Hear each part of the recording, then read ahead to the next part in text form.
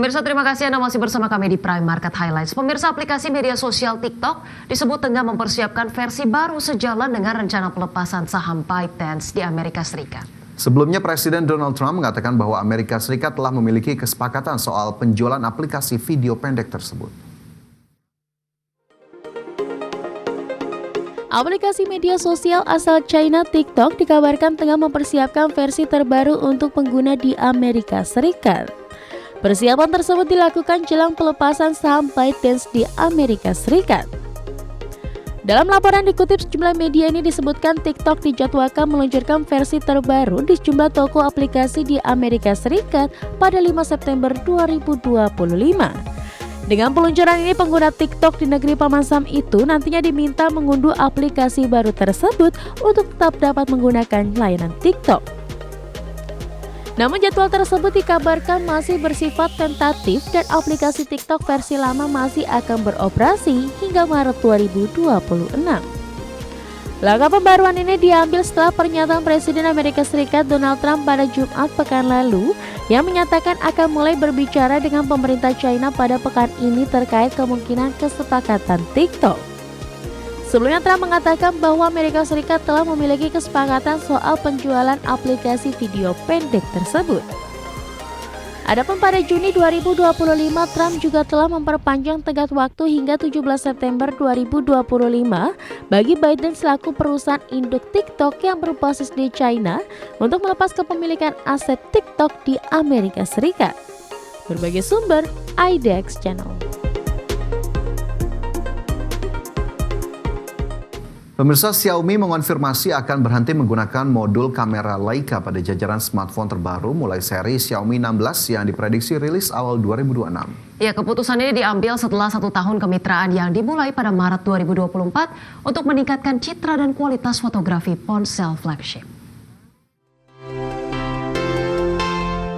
Xiaomi mengkonfirmasi bakal berhenti menggunakan modul kamera Leica pada jajaran smartphone terbaru mulai seri Xiaomi 16 yang diprediksi rilis awal 2026. Model yang telah dibekali kamera Leica meliputi Xiaomi 15, 15 Ultra, 14, 14 Ultra, 14T, 14T Pro, 13, 13 Ultra, 13T, 13T Pro, hingga Mix Flip. Semua seri di atas tak lagi mendapatkan update modul optik Leica pada generasi berikutnya. Kolaborasi dimulai Maret 2024 usai berakhirnya kemitraan Leica Huawei pada 2023. Xiaomi menerapkan lensa Sumilux di Xiaomi 15 dan 15 Ultra untuk menghadirkan warna autentik, detail tajam serta efek shutter khas Leica yang populer di kalangan fotografer mobile.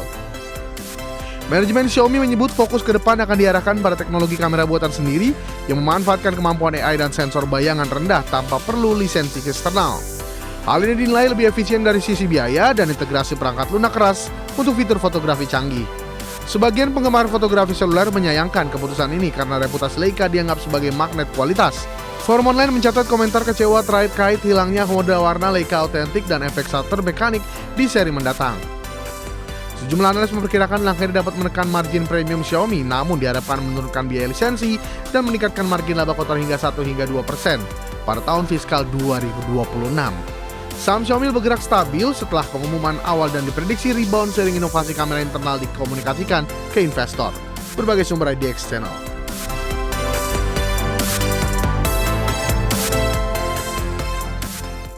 Pemirsa, Ferrari memperkenalkan proyek Hypersail, sebuah yacht balap offshore monosail 100 kaki yang sepenuhnya berbasis energi terbarukan. Ya, produk ini merupakan akses pertama Ferrari ke dunia pelayaran yang menggabungkan tradisi balap dengan inovasi maritim tinggi.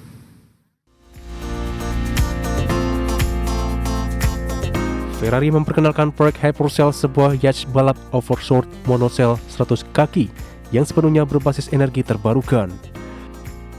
Kapal ini menggunakan sistem foiling unik, 2 foiling lateral, 1 foil terpasang di rudder dan foil ketiga di canting keel, sehingga lambungnya bisa terbang di atas air untuk mengurangi hambatan dan meningkatkan kecepatan. Hypersail tidak dilengkapi mesin pembakaran, tenaganya sepenuhnya dihasilkan dari sel surya, angin, dan energi kinetik selama pelayaran. Semua perangkat kontrol foil dan navigasi bekerja secara mandiri dengan tenaga terbarukan. Teknologi aerodinamik, struktur ringan, dan sistem stabilisasi yang digunakan mirip dengan riset mobil balap Hypercar Le Mans Franchise. Kapabilitas ini akan diuji untuk kemungkinan aplikasi pada mobil dan sistem mobil listrik masa depan. Konstruksi sudah berjalan di Italia dan peluncuran dijadwalkan tahun 2026. Uji coba laut akan dilakukan untuk validasi performa, sistem energi, dan flight control sebelum bergulir kompetisi American Cup. Hyperscale menandai bab baru penggunaan energi terbarukan di kapal balap laut. Model ini berpotensi menginspirasi pengembangan kapal bebas karbon dan penerapan solusi renewable di sektor maritim global. Hyperscale menjadi simbol komitmen Ferrari menembus batas teknik dan ekologis. Pengembangan teknologi foiling, desain aerodinamis, dan energi hijau menciptakan platform revolusioner di dunia pelayaran. Berbagai sumber untuk IDX Channel.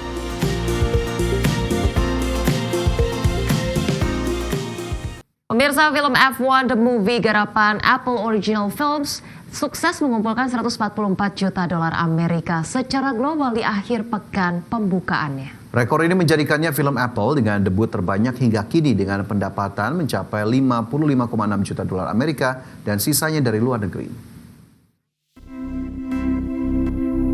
Film F1 The Movie garapan Apple Original Film sukses mengumpulkan 144 juta dolar Amerika secara global di akhir pekan pembukaannya. Brad Pitt mencatat rekor karir baru setelah F1 di bioskop ini sebagai pembukaan pekan terbaiknya. Sutradara Joseph Kosinski dan tim produsernya menyiapkan adegan balapan nyata di trek Formula One untuk mendukung sensasi visual dan nyata. Segmen penayangan IMAX memberikan kontribusi sekitar 28 juta dolar Amerika atau 19% dari total pendapatan global. Hal ini menempatkan F1 sebagai salah satu film dengan debut IMAX terbesar. Mencatat rekor baru Apple di 74 pasar internasional dengan dana produksi lebih dari 200 juta dolar Amerika ditambah biaya distribusi 50 juta dolar Amerika. Film ini butuh sekitar 300 hingga 400 juta dolar Amerika untuk mulai meraih keuntungan.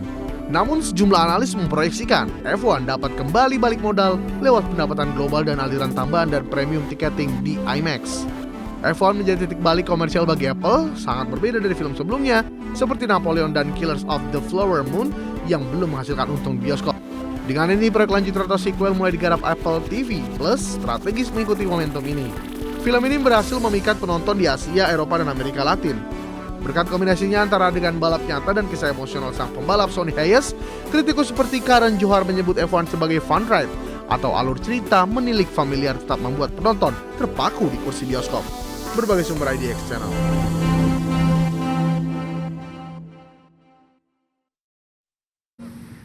Dan pemirsa, 60 menit sudah kami menemani Anda dalam Prime Market Highlights. Ya, pemirsa, tetap perbaharui terus informasi Anda hanya di IDX Channel, Your Trustworthy and Comprehensive Investment Reference. Saya Rosalyn Chiu. Dan saya Fajar Wayong. Sampai jumpa.